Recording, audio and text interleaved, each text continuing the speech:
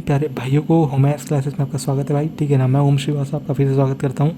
आज हम लोग बेसिकली बात करेंगे वीट स्टोन ब्रिज के इस बेहतरीन से कंसेप्ट को, और जिसमें मैं आपको एक क्वेश्चन समझाऊंगा और उसमें आपको मैं प्रॉब्लम भी दूंगा।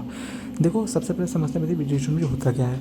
देखो, ये बेसिकली एक 4 रेजिस्टेंस ब्रिज होता है। R1 R2 R3 R4 में 4 रेजिस्टेंस होते हैं और बीच में बेसिकली एक गैलोमीटर रहता है। ठीक है, या कोई और एक बेसिकली रेजिस्टेंस रहता है। ठीक है, इसमें याद रखेंगे बेसिकली कि अगर R1 R2 R3 और R4 का रेशियो बराबर होता है ना, तो ये बीच वाला जो गैलोमीटर होता है या जो रेजिस्टेंस होता है वो क्या होता है, हट जाता है। ठीक है, याद रखेंगे इस बात को।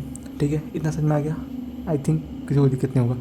अब देखो, R1 R2 R3 R4 इन दोनों का रेशियो बराबर हो, जरूरी नहीं कि ऐसे ही R1/R2 R3/4 नहीं, तुम R1/R3 भी ले सकते हो, R2/R4 भी ले सकते हो। ठीक है, इसमें कोई इशू नहीं है। ठीक है, समझ में आ गया।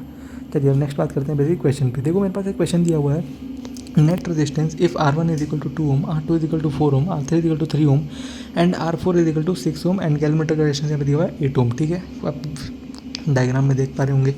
अब मुझको यहाँ पूछा है कि नेट रेजिस्टेंस क्या होगा। ठीक है, सिंपल मैं एक कंसेप्ट में चेक करूँगा एक लाइन में, R1/R2 is equal to R3/R4।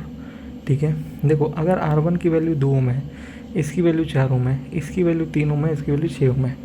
यहाँ पे मैं देख पा रहा हूँ 1:2 मेगा हो गया।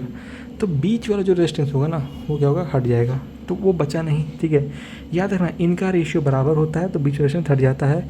अब मैं इनको बेसिकली एक सीरीज़ मान करके, ठीक है, मतलब 1/R equivalent is equal to 1/, देखो ये 2 और 4 6 हो गया और इधर बेसिकली 9 हो गया, 1/6 प्लस 1/9 हो गया।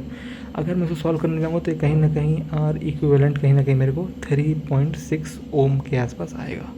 ठीक है, ये हो गया मेरे पास। यहाँ पे कंसेप्ट क्लियर हो गया होगा आप लोग, हो सकता है। अगर इसमें कोई डाउट आया हो कमेंट में पूछना, सब्सक्राइब रहना चैनल पे, क्योंकि ऐसे ही और वीडियोस लेकर के मैं बहुत जल्दी आ रहा हूँ। ठीक है, ये क्वेश्चन समझ में आ गया है, इस क्वेश्चन को जरूर ट्राई करिएगा और इसका आंसर कमेंट कीजिएगा। तब तक के लिए थैंक यू वेरी मच।